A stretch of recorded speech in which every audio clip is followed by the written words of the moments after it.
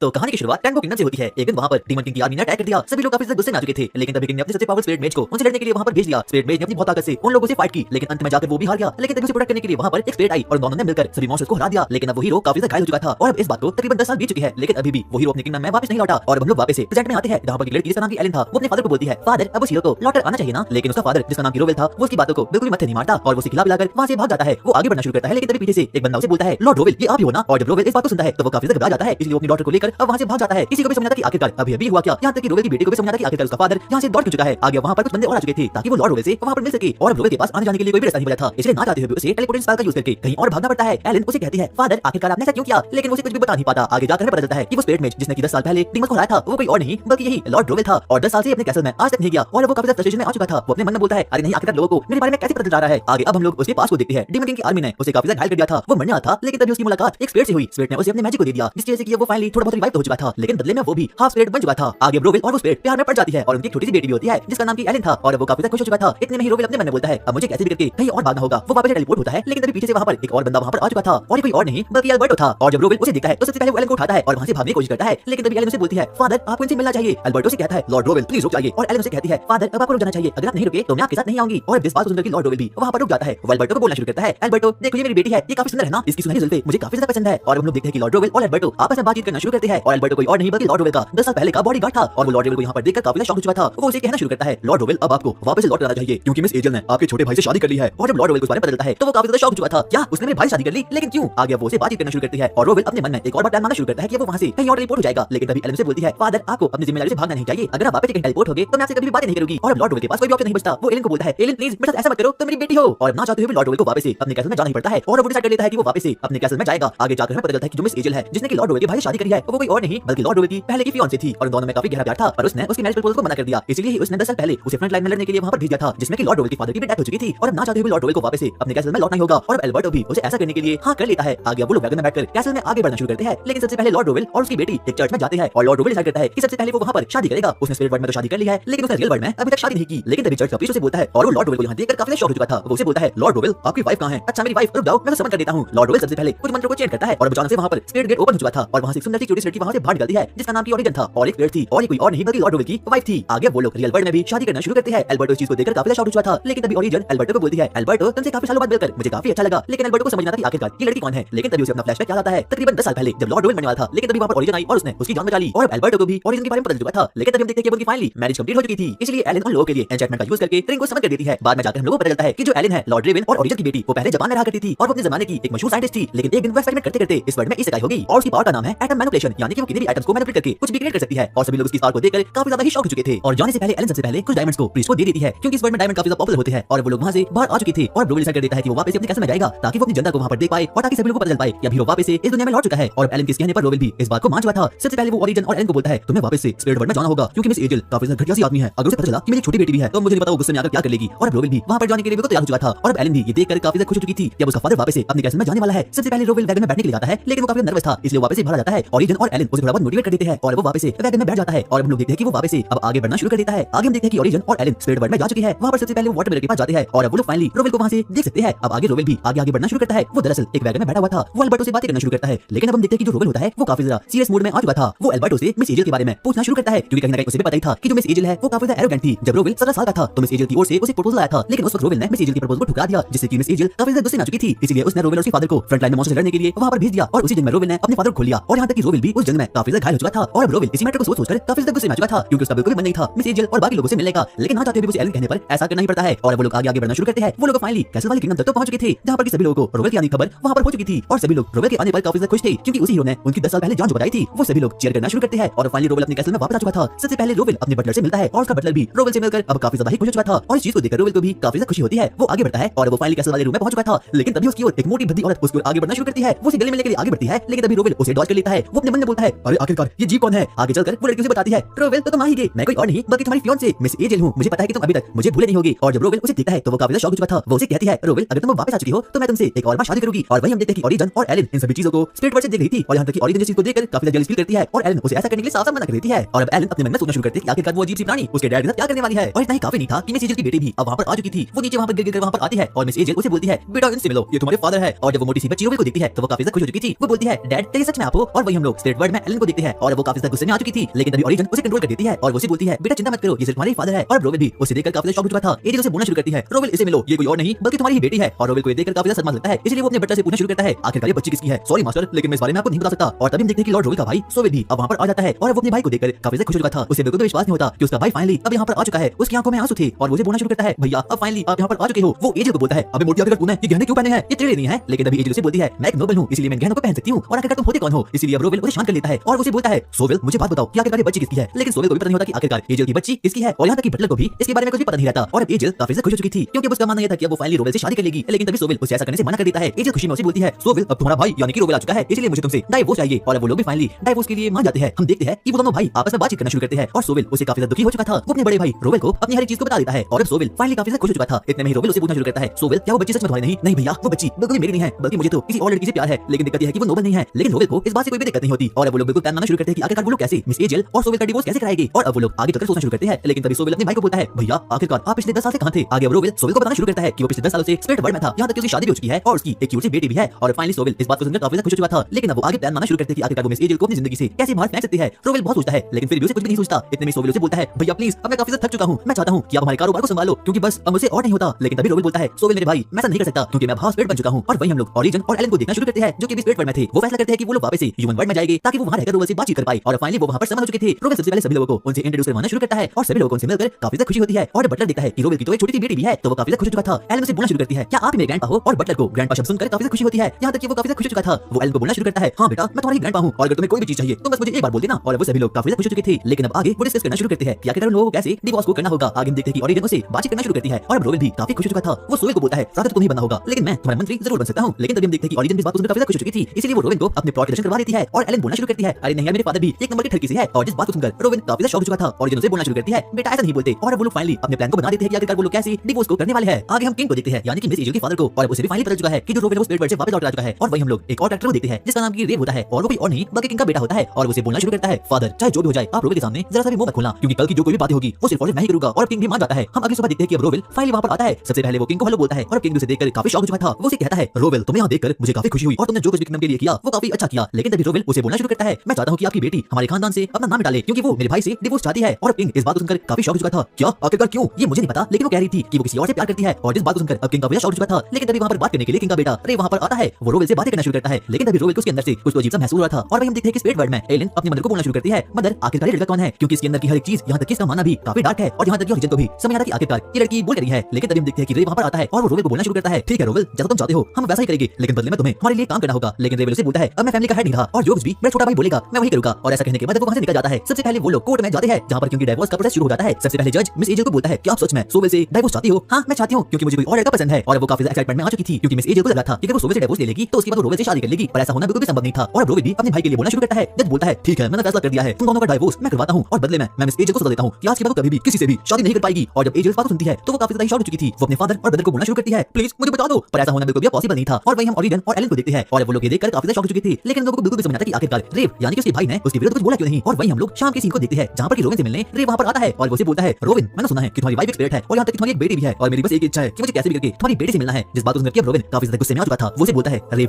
चाहे जो कुछ भी हो जाए मेरी फैमिली से दूर रहना। आगे हम देखते हैं कि रोवेल वापस अपने घर जाता है लेकिन वो काफी ज्यादा गुस्से में था। वो अपने बटलर्स को बोलता है आखिरकार एलन कहां है। और वही हम देखते हैं कि अल्बर्टो भी प्रिंस रेव से मिलने के लिए वहां पर आता है और वो रोवेल की बेटी एलन के बारे में उसे पूरी जानकारी दे देता है और वो काफी ज्यादा खुश हो चुका था। आगे हम रोवेल को देखते हैं जो कि फाइनली अपने कैसल में वापस आ चुका है। वो अल्बर्टो से बातचीत करना शुरू करता है और अब लॉर्ड रोवेल फाइनली अपनी मॉम से मिल चुके थे। वो पूरी बातचीत करना शुरू करते हैं कि आखिरकार वो पिछले 10 साल से आखिरकार कहां था और यहाँ तक कि उसकी मॉम की आंखों में भी उसी दिनों के बाद देखकर अब काफी ज्यादा आंसू आ चुके थे। वो लोग आपस में बातचीत करना शुरू करते हैं लेकिन तभी लॉर्ड रोवेल उसे बताता है मॉम मेरी शादी हो चुकी है और जो मेरी वाइफ है वो स्पिरिट है और हाँ मेरी एक छोटी सी बेटी भी है। और जब वो इस बात को सुनती है तो वो काफी ज्यादा शॉक हो चुकी थी। और पर वो लोगों को अपने टाउन को और अपनी सिटी को काफी ज्यादा करना था क्योंकि लॉर्ड रोवेल के यहाँ ना होने पर उनका टाउन काफी ज्यादा पीछे जा चुका है। और जब फाइनली लॉर्ड रोवेल वापस लौट कर यहाँ पर आ चुका है तो सभी लोग उसे काफी ज्यादा एक्साइटमेंट में आ चुके थे। सबसे पहले उसकी मॉम उसे बोलना शुरू करती है बेटा क्या तुम मुझे अपनी वाइफ और डॉटर से मिलवाओगे। और अब लॉर्ड रोवेल भी देखकर काफी ज्यादा शॉक हो चुका था। वो बोलता है हाँ मैं ऐसा करने के लिए तो बिल्कुल तैयार हूँ। बाद में जाकर वो सभी को बताता है कि जो प्रिंस रेव है उसकी डॉटर यानी कि एलन पर एकदम बुरी सी नजर है, इसलिए वो लोग बिल्कुल भी नहीं चाहते कि प्रिंस रेव उनकी फैमिली के जरा सा भी पास आए। और अब लॉर्ड रोवेल को इस बारे में पता चला था कि जो अल्बर्टो है वो किसी और के साथ नहीं बल्कि प्रिंस रेव के साथ मिला हुआ था, इसलिए वो ऐसा करने के लिए अब मना कर देता है। इतने में उसकी मॉम एक बार वापस से बोलती है बेटा मुझे भी तुम्हारी फैमिली से मिलना है। और जिस बात को सुनकर रोवेल भी काफी शॉक हो चुका था। और वही हम लोग स्पिरिट वर्ल्ड में एलन और ओरिजिन को देखते हैं और वो लोग भी काफी ज्यादा एक्साइटमेंट में आ चुके थे अपने ग्रैंड पेरेंट्स से मिलने के लिए। लेकिन अब एलन काफी ज्यादा नर्वस हो चुकी थी क्योंकि वो पहली बार इंसानों से मिलने वाली थी लेकिन उसकी मॉम उसे ऐसा करने के लिए मना कर देती है। और वही हम देखते हैं कि जो रोवेल होता है वो चैट करना शुरू कर देता है। अब वहां पर एक मैजिक सर्कल अपीयर हो चुका था और उसमें से ओरिजिन और एलन अब वहां पर फाइनली वहां पर समझ चुके थे। लॉर्ड रोवेल अपनी मॉम को बोलता है मॉम ये देखो ये मेरी वाइफ है और एक ऐसी बच्ची मेरी डॉटर है। और जब उसकी मॉम उन दोनों को देखती है तो वो काफी शॉक हो चुकी थी। और अब आगे जाके ओरिजिन अपनी इंट्रोडक्शन उसे देना शुरू करती है और वो भी काफी शॉक हो चुकी चुकी थी। और अब आगे जाकर जब बाकी को पता चलता है कि जो ओरिजिन है वो कोई नॉर्मल इंसान नहीं बल्कि स्प्रेड है, यहाँ तक कि वो एक क्वीन ऑफ स्प्रेड है, तो वो लोग ये देखकर काफी शॉक हो चुके थे। यहाँ तक कि वो एलन की क्यूटनेस को देखकर भी अब काफी ज्यादा ही घबरा चुके थे। इतने में ही उसकी मां से बोलना शुरू करती है, बेटा प्लीज मुझे ग्रैंडमा कह के बुलाओ। लेकिन जब एलन उसका नाम लेती है तो वो काफी ज्यादा ही खुश हो चुकी थी। और सभी लोग एलन की क्यूटनेस को देखकर काफी ज्यादा ही खुश हो चुके थे। रात के समय वो लोग पार्टी करना शुरू करते हैं। लेकिन तभी हम देखते हैं कि जो एलन होती है वो बड़ी मेहनत से खाना खाना शुरू कर देती है। और यहाँ तक कि उसकी ग्रैंडमा को ये देखकर काफी अच्छा लगता है और वो लोग आगे बातचीत करना शुरू करते हैं। सबसे पहले ओरिजिन लोगों को अपने मैजिक के बारे में बताना शुरू करती है। सभी लोगों को पता चलता है कि जो ओरिजिन है वो कोई और नहीं बल्कि स्पिरिट की रानी है। सभी लोग उसकी पावर को देखकर काफी ज्यादा शॉक हो चुकी थी। और वो लोग अब एलन को भी उसकी पावर के बारे में पूछना शुरू करते हैं। और एलन लोगों को बोलती है दरअसल मेरी पावर है, मैं एटम्स को मैनिपुलेट कर सकती हूँ। और सबसे पहले एलन लोगों को थोड़ी बहुत केमिस्ट्री पढ़ाना शुरू कर देती है। लेकिन उनके पल्ले कुछ भी नहीं पड़ता। इतने में एलन सबसे पहले एक चारकोल को निकालती है, उस पर सबसे पहले अपने मैजिकल स्पेल को फेंक देती है और वो चारकोल एक डायमंड में कन्वर्ट हो चुका था। और जब बाकी लोग उसके इस पावर को देखते हैं तो वो लोग काफी ज्यादा ही शॉक हो चुके थे। इतना ही काफी नहीं था कि एलन सबसे पहले कुछ गोल्ड को भी वहां पर समन कर देती है। और जब बाकी लोगों को पता चलता है कि एलन के पास इतनी ओपी सी पावर है तो वो लोग देखकर काफी ज्यादा ही शॉक हो चुके थे। उन लोगों को बिल्कुल विश्वास नहीं होता कि इतनी छोटी सी बच्ची के पास भी इतनी पावर भी हो सकती है। एलन उन लोगों को बोलती है आप इसे बेच भी सकते हो, लेकिन ऐसा करना बिल्कुल भी ठीक नहीं था। अगर वो लोग गलती से भी डायमंड्स को बेचते और गोल्ड को बेचते तो उनके किंगडम की इकोनॉमी एकदम गिर जाती। इसलिए रोवेल एलन को ऐसा करने के लिए मना कर देता है और अब एलन भी ऐसा करने के लिए मान चुकी थी। आगे जाकर वो लोग एलन की प्रशंसा करना शुरू कर देते हैं और एलन को ये देखकर काफी ज्यादा खुशी होती है क्योंकि फाइनली उसके पास इस नए वर्ल्ड में भी एक अच्छी सी फैमिली हो चुकी थी। और बाकियों को भी इस बारे में पता चला था कि लॉर्ड रोवेल फाइनली वापस लौट चुका था। इसलिए रात के समय वो लोग पार्टी करना शुरू करते हैं। और यहाँ तक कि एलन की क्यूटनेस को देखकर वो बटलर और ग्रैंडमा काफी ज्यादा खुश हो चुके थे। यहाँ तक कि एलन भी अब इस वर्ल्ड में आकर काफी खुश हो चुकी थी। लेकिन तभी हम लोग प्रिंस रेव को देखते हैं जिसके सामने किया वहाँ पर अल्बर्टो आता है और अल्बर्टो लॉर्ड रोवेल के बारे में पूरी जानकारी प्रिंस रेव को देना शुरू कर देता है। शाबाश अल्बर्टो, मुझे पता था कि तुम कुछ ना कुछ काम में तो जरूर निकलोगे। क्या तुम लॉर्ड रोवेल की बेटी को जानते हो? हाँ मैं जानता हूँ। हाँ ये तो और भी अच्छी बात है, मेरे लिए तुम्हारे पास एक लास्ट काम है। और टाइम काफी ज्यादा हो चुका था इसलिए लॉर्ड रोवेल और ओरिजिन डिसाइड करते हैं कि वो लोग वापस से स्पिरिट वर्ल्ड में निकल जाएंगे क्योंकि उन लोगों को ऐसा करना ही था क्योंकि ओरिजिन की पावर काफी ज्यादा थी। और अगर वो गलती से भी ज्यादा टाइम ह्यूमन वर्ल्ड में गुजार देगी तो पूरे का पूरा ह्यूमन वर्ल्ड भी स्पिरिट वर्ल्ड में कन्वर्ट हो जाएगा। लेकिन सभी लोग एलन के बारे में पूछना शुरू कर देते हैं। लेकिन वो लोग करते हैं कि वो लोग एलन को आज की रात के लिए ह्यूमन वर्ल्ड में ही रखेंगे। इतने में हम देखते हैं कि एलन वापस से वहां पर उठ चुकी थी। वो बोलना शुरू करती है मुझे लगता है कि फादर और मदर को अकेले में प्लॉट वर्क करना है। और इतना कहने के बाद वो दोनों स्पिरिट वर्ल्ड में निकल चुके थे। और रात के समय जब एलन सो रही थी अचानक से उसे आवाज आती है और जब उसकी नींद खुलती है तो अपने सामने एल्बर्टो को पाती है। एल्बर्टो के हाथ में एक लेटर था और वो किसी और का नहीं बल्कि प्रिंस रेव का था। और अब उसके बाद एल्बर्टो उस लेटर को एलन को दे देता है। एलन को पता चलता है कि लेटर किसी और की ओर से नहीं बल्कि प्रिंस रेव की ओर से था। और तब उसे अपने फादर की कही गई बातें याद आती है। उसने उसे पहले कहा था कि रॉयल फैमिली पर एक कर्ज है कि वो स्पिरिट वर्ल्ड में नहीं जा सकते, इसलिए वो हाफ ह्यूमंस को अपना कार्ड बनाएंगे ताकि वो लोग स्पिरिट वर्ल्ड में वहां पर जा पाए। और ह्यूमन वर्ल्ड में सिर्फ दो ही ऐसे लोग हैं जो कि हाफ स्पिरिट है और जिनमें से कि एलन और रोवेल भी शामिल है। आगे एलन एल्बर्टो से बातचीत करना शुरू कर देती है और वो से पूछती है अंकल एल्बर्टो क्या आपको हमारी फैमिली अच्छी लगती? क्या ऐसी बात तो बिल्कुल भी नहीं है। आगे एलन एल्बर्टो को समझाना शुरू कर देती है कि आखिरकार वो उसके पीछे क्यों पड़ा है और प्रिंस रेव ने उसे लेटर क्यों दिया था। और एलन भी काफी ज्यादा गुस्से में आ चुकी थी और इसलिए वो सबसे पहले फायर मैजिक का यूज करके उस लेटर को बिना पढ़े ही जला देती है। और एल्बर्टो इस बात को देखकर काफी ज्यादा शॉक हो चुका था। लेकिन तभी एलन एल्बर्टो को बोलती है अंकल एल्बर्टो प्लीज आपको प्रिंस रेव के सामने ऐसे नहीं आना चाहिए। और एल्बर्टो भी ऐसा करने के लिए मान जाता है। अगली सुबह जब एलन आराम से ब्रेकफास्ट करती थी तो वो सभी लोगों को काफी प्यारी लगती है। लेकिन तभी हम देखते हैं कि वहां पर लॉर्ड रोवेल भी अब वहां पर आ चुका था। वो उसे बातचीत करना शुरू कर देती है और वो बोलती है फादर क्या आपने मॉम के साथ प्लॉट को डेवलप किया? और अब आगे एलन लॉर्ड रोवेल से एल्बर्टो के बारे में बातचीत करना शुरू कर देती है। लेकिन लॉर्ड रोवेल अब इस बात को सुनकर काफी गुस्से में आ चुका था क्योंकि उसे कहीं ना कहीं पता था कि जो प्रिंस है वो बिल्कुल भी ठीक आदमी नहीं है और उसकी अभी भी नजर एलन पर है। उसका एक ही मकसद होने वाला है कि उसे कैसे भी करके स्पिरिट वर्ल्ड को कंकर करना होगा। लेकिन वो बिल्कुल भी नहीं चाहता क्योंकि वो उसे बहुत पहले से जानता आ रहा है। इतने में एलन उसे बोलना शुरू करती है फादर प्लीज आपको अंकल एल्बर्टो को वापस से काम पर रखना होगा, अगर आपने ऐसा नहीं किया तो मैं आपसे बिल्कुल बातचीत नहीं करूंगी। और अब रोवेल भी काफी गुस्से में आ चुका था। आगे वो अपने बटलर से प्रिंस रेव के बारे में बातचीत करना शुरू कर देता है। लेकिन तभी हम प्रिंस रेव को देखते हैं और वो काफी गुस्से में आ चुका था। वो एल्बर्टो को बोलना शुरू करता है तो उस लड़की ने मेरे लेटर को बिना पढ़े जला दिया, मुझे पता था कि वो कुछ ऐसा ही करेगी, लेकिन अब मुझे वो लड़की और भी ज्यादा चाहिए क्योंकि मैं उस बच्ची की मदद से अपनी फैमिली के कर्ज को जरूर तोड़ के रहूंगा। कुछ मिनट बाद रोवेल ने अल्बर्टो को बुलाया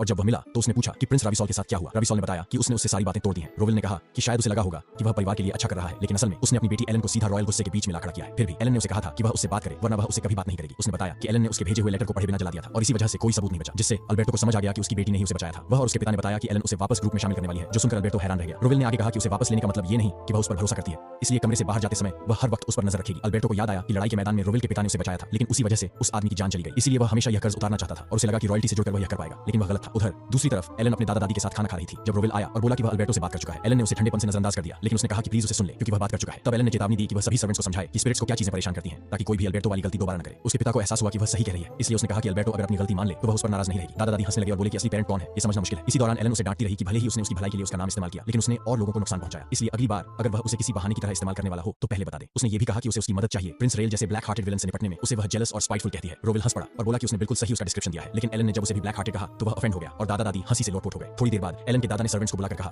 कि वे उनकी प्यारी ग्रैंडडॉटर एलन को सबसे अच्छा सर्विस दें। उनके बोलते ही सारे सर्वेंट्स छुप गए, मतलब सभी बिना समय गंवाए हाइड एंड सीक खेलने लगे। एलन उन्हें ढूंढने निकली, लेकिन पुराने आदमी और सर्वेंट्स दोनों बहुत चालाक निकले। वे असली निंजास की तरह उसकी नजरों से बचते रहे, जिससे एलन परेशान हो गई क्योंकि वह किसी को भी ढूंढ नहीं पा रही थी। यह देखकर उसके दादा ने खुद को सबसे बड़े डिटेक्टिव की तरह पेश किया और उसे सभी सर्वेंट्स के हाइडिंग स्पॉट्स दिखा दिए। रोवेल भी पीछे नहीं रहना चाहता था, तो वह भी घूमकर सबके छुपने की जगह बताने लगा। सब लोग अपने रोल्स बहुत सीरियसली ले रहे थे। गेम खत्म होने पर एलन ने अपने पिता से कहा कि वह इस गेम का हिस्सा नहीं है, जिससे वह दुखी हो गया, लेकिन एलन ने परवाह नहीं की और सर्वेंट्स को फिर से खेलने को कहा। इस बार बिना उसके पिता के इंटरप्ट किए वह दोबारा गिनने लगा और रोवेल ने फिर शामिल होने की कोशिश की, लेकिन एलन ने उसे नजरअंदाज किया और उसके हाथ पर हल्की सी स्लैप मार दी। दादा दादी मुस्कुराते रहे और बोले कि एलन की मौजूदगी उन्हें बहुत खुशी देती है। सनसेट तक खेल खत्म हुआ और एलन ने अपनी ग्रैंडमदर और अडॉप्टिव ग्रैंडफादर को गुड बाय कहा, जबकि उसके अंकल स्वाबल ने बताया कि उसके लिए हमेशा घर के दरवाजे खुले हैं। जाते समय उसने अल्बर्टो को भी अलविदा कहा। अल्बर्टो ने उसे धन्यवाद दिया, लेकिन एलन ने कहा कि ये कोई बड़ी बात नहीं थी और उसे एक हल्का सा गाल पर किस देकर गुड बाय कहा, ठीक वैसे ही जैसे उसने अंकल एबल को किया था। रॉब ने एलन से कहा कि वह आगे बढ़ जाए क्योंकि उसे अंकल एबल से कुछ काम की बात करनी है। सीन बदलता है। अब वे डिस्कस कर रहे थे कि गोल्ड बार्स वाले मामले को कैसे संभालें। वे माइन का इस्तेमाल कर सकते हैं, लेकिन उससे पहले इंस्पेक्शन जरूरी था। फिर स्वाबल ने कहा कि एलन की जिंदगी में आने के बाद से उसकी किस्मत बदल गई है। यह सुनकर रोवेल ने पूछा कि आखिर उसकी मिस्टीरियस बिलवेड कौन है, और तभी अंकल एबल ने बताया कि वह शहर के रेस्टोरेंट में वर्किंग एक वेट्रेस है। उसने बताया कि उसका नाम आर्या है और उसकी बेटी का नाम रफीलिया, जो एलन की उम्र की ही थी, लॉरेंस ने सलाह दी कि वह लेडी आर्या को जितनी जल्दी हो सके घर लेकर आए। सोल ने पूछा इतनी जल्दी क्यों? तो उन्होंने बताया कि इस वक्त एलन ही वनक्रेव परिवार की अकेली हेयर है और वह फेरी किंगडम की भी एकमात्र हेयर है। अगर ब्लैंकक्रेव परिवार के पास कोई लेजिटिमेट हेयर नहीं होगा तो उन्हें रॉयल फैमिली को रिपोर्ट करना पड़ेगा और वे सब जानते थे कि जब रविसॉल राजा बनेगा तो वह हर हाल में रॉयल डिक्री जारी करवाकर एलन की शादी प्रिंस से पक्की करने की कोशिश करेगा। स्वीबेबल ने कहा कि आमतौर पर डिवोर्स के बाद दोबारा शादी करने के लिए 3 साल इंतजार करना पड़ता है, लेकिन एलन का अगविल से डिवोर्स एक खास मामला था, इसलिए वह तुरंत शादी कर सकती है। लॉरेंस ने उसे अपने पार्टनर को जल्द लाने की सलाह दी और उसने मंजूर कर लिया। उधर रॉयल कासल में रविसेल अपने बेटे को देखकर मुस्कुरा रहा था। अगले दिन आर्या और उसकी बेटी वैनक्राफ्ट एस्टेट पहुंच गई। सुओबल ने उनका स्वागत किया और उन्हें अपने भाई से मिलवाया। रोवेल ने थोड़े बेदिल अंदाज में अपना परिचय दिया, जबकि आर्या उसे देखकर जैसे खोसी गई थी। रोवेल वहां से आगे बढ़ गया और आर्या उसे जाते हुए देखती रह गई। फिर वे परिवार से मिलने बाहर ले जाई गई। घर में सेटल होने के बाद जब वे फिर मिले, आर्या उसे बड़ी प्रशंसा से देख रही थी। कुछ न कुछ गड़बड़ तो थी, या तो आर्या पहले से ही रोवेल की लवर थी या फिर उसे पहली नजर में उससे प्यार हो गया था। देखते रहना पड़ेगा। दिन सामान्य तरह से बीतता रहा, लेकिन एक बार जब वे फिर आमने सामने आए, रोवेल ने नजरें फेर ली और आर्या ने अपने हाथ कसकर पकड़ लिए। उधर स्पिरिट रेल में रोवेल ने कहा कि उसके पिता उसके अंकल सुएल की बहुत मदद कर रहे थे। क्वीन ऑरिजिन काफी खुश दिख रही थी क्योंकि उसका प्यारा रोवेल बहुत सारी महिलाओं से घिरा हुआ था। एलन ने उसे याद दिलाया कि वह वहां अपने अंकल की मदद कर रहा था। तभी रोवेल भी वहां आ गया। ऑरिजिन ने साफ दिखा दिया कि वह खुश नहीं है। उसने पूछा उसे क्या हुआ, तो उसने बताया कि उसकी मदर उससे नाराज है क्योंकि वह अल्कोहल और महिलाओं से घिरा रहता है। रोवेल ने कहा कि उसे भी अच्छा नहीं लगता, लेकिन वह बचने की कोशिश करता है। ऑरिजिन ने कहा कि वह जानती है, लेकिन हाल ही में वह काफी ड्रिंकिंग कर रहा था। रोवेल ने माफी मांगी और कहा कि वह उसके साथ ज्यादा समय बिताएगा और थोड़ी मनोहार के बाद ऑरिजिन मान गई। एलन, जिसे नींद आ रही थी, गुड नाइट कहकर जाने लगी, लेकिन उसके पिता ने उसे रोक दिया, कहते हुए कि उसके अंकल की शादी की तारीख तय हो गई है और रॉयल फैमिली भी आने वाली है। इसलिए उसने एलन से कहा कि वह स्पिरिचुअल वर्ल्ड में ही रहे। एलन ने तुरंत मान लिया क्योंकि वह उस आदमी को देखना ही नहीं चाहती थी। ऑरिजिन ने पूछा क्या उसे सच में वहां रहना जरूरी है, तो रोवेल ने कहा कि उसे यह सब इसीलिए करना है ताकि सबको पता चल जाए कि एलन का पहले से ही एक पार्टनर है। उसे यह पसंद नहीं था कि दूसरी आंखें एलन को इतने करीब से देखें, लेकिन अभी यही बेहतर था। अगले दिन रोवेल ने कंफर्म किया कि रॉयल फैमिली शादी में आएगी, यानी अजील जितना भी chaos ले आया था, फिर भी उनमें इतना हौसला था कि वे आ रहे थे। रोवेल ने कहा कि उसकी बेटी ट्रबल अवॉइड करने के लिए इस शादी में हिस्सा नहीं लेगी। सू ने भी सहमति दी, हालांकि उसे पता था कि लॉरेन और उसकी मदर इससे निराश होंगे। तभी एरियल चाय लेकर कमरे में आई। उसने इंसिस्ट किया कि लॉरेन उसे करने दे। चाय परोसते हुए वह रोवेल को ध्यान से देखती रही। एलन ने उसे ठंडे अंदाज में धन्यवाद दिया। वह रोवेल को घूरती रही, जबकि मिस्टर एबल ने अपनी कप मांगी और जैसे ही वह दे रही थी उसने उसे जाने को कहा, पर आर्या उसे देखते हुए ही बाहर निकली। ऑरिजिन गुस्से से भर गई और एलन से पूछा कि वह क्या पसंद करेगा, दुनिया को जलाना या डुबाना। एलन घबरा गई और अपनी मदर को शांत किया, कहते हुए कि आर्या तो मिस्टर एल से शादी करने वाली है, इसलिए वह उसके फादर के पीछे क्यों जाएगी। ऑरिजिन ने पूछा कि क्या एलन को नहीं लगता आर्या बहुत अट्रैक्टिव है। एलन ने कहा कि वह तो 5 है और उसकी मदर 10, यानी कोई कंपटीशन ही नहीं। दोनों को पता था कि आर्या रोवेल को बहुत देख रही थी, लेकिन वे यकीन रखते थे कि रोवेल समझ चुका है और उसे अवॉइड करने की पूरी कोशिश कर रहा है। अगले दिन गेस्ट चर्च पहुंचे। रोवेल और ऑरिजिन भी पहुंच गए। ब्राइडल रूम में आर्या ने उन्हें देखा और रोवेल के साथ किसी को देखकर चौंक गई। रोवेल ने माफी मांगी कि वह उसे पहले नहीं मिला पाया और कहा कि यह उसकी वाइफ है। आर्या घबरा गई और एलन ने सोचा कि शायद अब वह उसके फादर से दूरी बनाएगी। समारोह शुरू हुआ। रोवेल ने ऑरिजिन को बताया कि ऊपर रॉयल फैमिली बैठी है, first prince Gabriel, second prince रेल, फर्स्ट प्रिंसेस सी, नए किंग रविसॉल और क्वीन लोरेन। एलन को महसूस हुआ कि सिर्फ रविसॉल ही नहीं, पूरा परिवार उस अंधकार से भरा हुआ था। मिस्टर एबल और आर्या ऑल्टर की ओर बढ़े। एलन ज्यादा खुश नहीं थी। प्रीस्ट ने पूछा कि क्या वे मार्स के सामने हमेशा के लिए वचन देते हैं। दोनों ने हाँ कहा, लेकिन जैसे ही आर्या साइन करने वाली थी किसी चीज ने उसे रोक दिया। रोवेल, ऑरिजिन और एलन सबने ये महसूस किया। बिल्कुल साफ था, यह बाल का जजमेंट था। रविसॉल मुस्कुराया क्योंकि उसने भी देख लिया था और तुरंत सोचने लगा कि अब क्या करे। अगर बाकी लोगों को पता चल गया कि गॉडेस ने उसे जज किया है तो शादी तुरंत कैंसिल हो जाएगी और पूरे शहर में फैल जाएगा कि वैनक्रेव्स को देवी ने जज किया है। वह सोच रहा था कि सबका ध्यान कैसे हटाए और तभी उसके दिमाग में एक जबरदस्त आइडिया आया, खुद वहां पहुंचकर हीरो की बारिश कर दे, और उसने वही किया। उसका प्लान शानदार तरीके से काम कर गया। लोगों को लगा कि वैनक्रेव घर को किसी वरदान का आशीर्वाद मिला है, लेकिन रोवेल और ऑरिजिन अच्छी तरह जानते थे कि यह एलन थी। रोवेल ने अपने बेटे से कहा कि स्पिरिट्स ने घर को ब्लेस किया है। संतुष्ट होकर एलन जाने ही वाली थी, लेकिन उसी समय गडियल ने उसे देख लिया और उसे देखते ही वह उसके प्यार में पड़ गया। गडियल के पिता ने दुखी होकर उसे समझाया कि उनका परिवार एक पुराने श्राप के नीचे जीता है, इसी वजह से वे स्पिरिट्स को देख नहीं सकते और उन्हें वैनक्रेव परिवार पर निर्भर रहना पड़ता है। जेल ने यह बात चुपचाप समझ ली, लेकिन जैसे ही उसने हेलन को ढूंढने के लिए देखा वह गायब हो चुकी थी। ऑरिजिन ने शांत अंदाज में रोवेल को बताया कि हेलन स्पिरिचुअल वर्ल्ड में वापस चली गई है। रोवेल ने राहत की सांस ली, हालांकि उसके मन में था कि वह उसे बाद में अच्छी खासी डांट जरूर देगा। थोड़ी देर बाद कासल के लंबे हॉलवेज में चलते हुए रोवेल की मुलाकात रविसॉल से हुई। उसने ऑरिजिन को वहां से जाने को कहा। वह चुपचाप हट गई। करीब जाते ही रोवेल ने पूछा कि उसकी वाइफ और बेटी शादी में क्यों नहीं आई। रविसॉल ने बहाना बनाया कि दोनों की तबीयत ठीक नहीं, लेकिन फिर उसने रोवेल को चेतावनी दी, झूठ मत बोलो। टैन ने अपनी ओर से कहा कि रोवेल ने यह सब जानबूझकर किया है और फिर उसने ताना मारा कि एबल ने एक काफी अजीब सी वाइफ चुनी है क्योंकि गॉडेस बाल ने तक उस शादी को अप्रूव नहीं किया। रोवेल ने सब्र से जवाब दिया कि उसका भाई एबल बहुत खुशकिस्मत है कि उसे इतनी अच्छी महिला मिली। रविसॉल हंसा और बोला कि हाँ, वह काफी लकी लगता है। जाते जाते उसने कहा कि वह चाहता है रोवेल और उसकी बेटी अगले हफ्ते उसके कास्टल आए ताकि वह उन्हें अपने बच्चों से मिलवा सके। उधर एबल की वाइफ कपड़े उतार रही थी जब उसने अपनी कलाई पर एक अजीब सा निशान देखा। उसी वक्त रोवेल और ऑरिजिन कमरे में पहुंचे। रोवेल ने तुरंत सर्वेंट्स को बाहर भेज दिया। अकेले होते ही उसने गुस्से में पूछा ये निशान क्या मतलब रखता है। आर्या ने कहा कि उसे कुछ पता नहीं। तभी रोवेल फट पड़ा, बताया कि इसी वजह से रॉयल फैमिली उसकी बेटी के पीछे पड़ी है क्योंकि शादी के दौरान गॉडेस बाल ने उसे जज किया था और राजा रानी ये सब अपनी आंखों से देख चुके थे। ऑरिजिन ने बीच में आकर उससे शांत रहने को कहा। उसने कहा कि वह समझती है कि वह अपनी वाइफ और बेटी से कितना प्यार करता है, लेकिन यह सब सिर्फ बदकिस्मती थी। उसने कहा कि घबराने की कोई वजह नहीं, हेलन कोई साधारण लड़की नहीं है। वह मानती थी कि हेलन एक दिन कुछ ऐसा करेगी जिसकी कोई कल्पना नहीं कर सकता। फिर वह आर्या की ओर मुड़ी और पूछा क्या तुम सच में अपनी बेटी को किसी अजनबी के लिए बलिदान कर दोगी। डरी हुई आर्या ने कहा कभी नहीं। ऑरिजिन ने समझाया कि वही वजह थी जिसकी वजह से रोवेल इतना नाराज था। रॉयल फैमिली ने वादा किया था कि अगर हेलन उन्हें सौंप दी जाए तो वे उस इंसिडेंट को राज रखेंगे। एरियल ने घबराकर पूछा ये सब हो क्या रहा है। ऑरिजिन ने बताया कि उसने एक झूठी शपथ ली थी। गॉडेस के रजिस्टर में साइन करते समय उसके मन में एबल नहीं था, कोई और आदमी था और उसकी कलाई पर जो कांटे जैसा निशान था वह बैल के डिवाइन जजमेंट का निशान था। गॉडेस को झूठ बोलने का पाप। रोवेल गुस्से में कांप उठा। पूछा तो तुम मेरे भाई से सच में प्यार नहीं करती। आर्या ने रोते हुए मना कर दिया, लेकिन रोवेल चिल्लाया झूठ मत बोलो।